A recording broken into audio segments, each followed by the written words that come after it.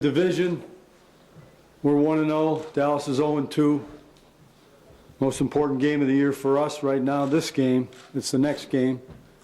And it is in the division. I know that there's a lot going on in Dallas that as a result of the change. But our focus is on our team and preparing our team against a very talented Dallas team. No questions? Good. Tom, does it make it in any way more difficult to prepare? I mean, you know all the players, but do you think they can, you coach some things differently defensively? Well, I would imagine there will be something different. There's no doubt. You know, Paul Pasqualoni being the defensive coordinator, having returned back from Miami where he was the defensive coordinator there. Been there with Wade, been in all the meetings, probably has some ideas of his own that we may see, but you know, we've done a little research on that. Whether or not there'll be something we would be surprised by, I'm not sure. You go back and look at Miami? Yes. The same. Yeah, a little different. Basic, yes. Tom, realistically speaking, though, how much can they tweak, given that we're already midway through the season? Well, it's been done before. You know, there's a lot of hours in a day, and I'm sure that they're going to do whatever they feel is in the best interest of their team, regardless of whether they've done it in the past or not. So we've got to somehow kind of be ready for all of that. Do you have any sense, I don't know if you've researched it at all, but looking back historically whether coaching changes will either be a spark for a team or whether they go in another direction? Well, I have a sense that it would be. I have a sense that it would be, and I think there's a lot of reasons for that. It's some of what's been stated, that, you know, everyone's up for evaluation. It's the indication that no job is safe, and that, you know, it's everyone in the program is being evaluated. Did you reach out at all to Wade after? I did not know. Did you know him very well personally? I do know Wade well. I wouldn't say well, but Wade came to our J-Fund function a couple of years ago. It was very nice of him to do that. And, of course, we've competed against each other for a number of years. I've known Wade when he was a head coach at Buffalo, known him in his outstanding career as a defensive coordinator. And what I said the other day sticks. You know, we all feel very badly about that and wish Wade and his family well. What about times in your career when you've been the subject of criticism? How does that make you respond as a coach, and how do you think the team responds to that? Criticism? Outside criticism of the coach? Well, you would hope that everyone in the program rallies around each other. It's not just about the coach, but that everyone rallies around each other and uses whatever it is, that particular form of motivation to pull people together, make them closer, and play better. Is Sean O'Hara practice? No, we're pretty much day to day. Do you have to prepare this week as if he's not going to be in there and then just plug him in whenever he comes back? Or? We prepare the guys that are healthy to play. I mean, that's what we have to do, and you know, hope that we get some of these people back faster than is being predicted. Which he's supposed to go for center? Yes. We'll see. What are you doing? Are you less worried about all of the musical chairs and the offensive line because you've had to be doing it all season long? Well, you know, the one advantage I think you saw the other day was you know, when Kareem came out for that play, in goes Coates, and Coates just goes to center, Richie goes to guard, and that kind of was an indication to me that moving people around and having spent a lot of time with guys in different spots in preseason, like it or not, you know, it does have its merit in situations like that. But you know, we've just got to get the positions stabilized and get the people that are going to be in the backup roles prepared and ready to go. How ready is Limited he? time you saw features the other day. Excuse me? In the limited time you saw features on Yeah. Sunday, what'd you see from him? I liked him. I mean, the way he played in the fourth quarter was very aggressive.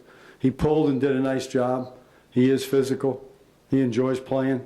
You know, I was encouraged by that. He took a sprint onto that field. He did. You saw that? He did, yeah. What do you think? He sprints on and off. He likes it. When you look at Andrews, you know, what about him? I know he's played tackle in the past, but he was a guard for you. What about him that you look and say, oh, he could be effective as a left tackle? To be honest, when he first came with us, he talked about that, about playing tackle. And we know the experience at guard. But so we, you know, maneuvered to have him play guard and tackle, just as we've done with a bunch of guys that have played center and guard, or, you know, last week Coach played tackle for a day and so on. So, but yeah, we experimented in different spots, and along with that came all the things that you do in terms of pass rush drills against very good pass rushers in our own building, and so there were some positive signs. Looks like he had good feet out there. He's got good feet. He's a good athlete. Would you still consider playing him at guard if you had to, or are you only looking at tackle now? Let's try to.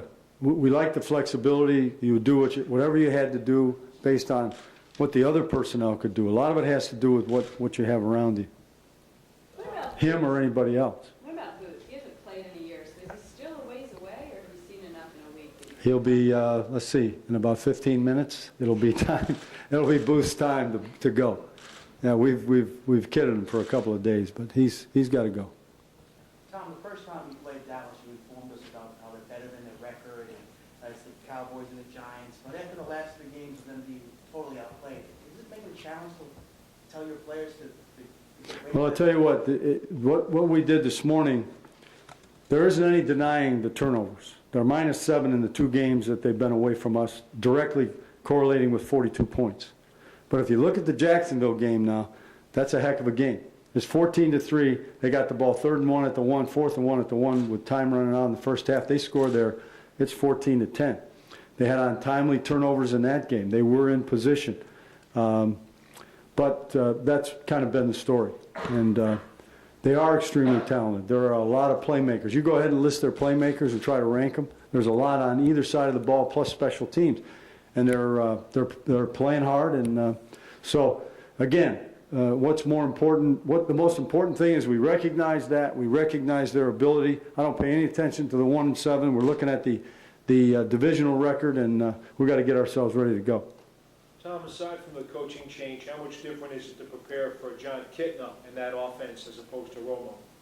Well, we've had almost 3 games to look at John in that position, and it's not a whole lot different from what was happening before, other than the individual playing the spot. In terms of how the design is, they're doing a few things differently. They've got, you know, Bryant's playing a little bit more on 1st and 2nd down. He is the 3rd receiver, et cetera, et cetera. So those type of things which you study and look at, and then the design of what they're doing with the ball up the field. So we're aware of that. You said the most important thing is for your team to recognize that this team has playmakers. Has that been an issue at all as you're rattling off these No. drills? Do you feel For like us that's recognizing? something to No, ground no. them? We But do you feel like you need to ground your team at all? ground them. No, I mean, we've shown good, outstanding focus. We've played well the last few weeks on whatever the circumstances were. I fully expect that we'll play well again. It's good to win. It's good to win. It's good to go forward. It's good to make progress. It's good to ascend. It's not fun not to. Tom, you've got some veterans coming up tomorrow, but talking about Veterans Day.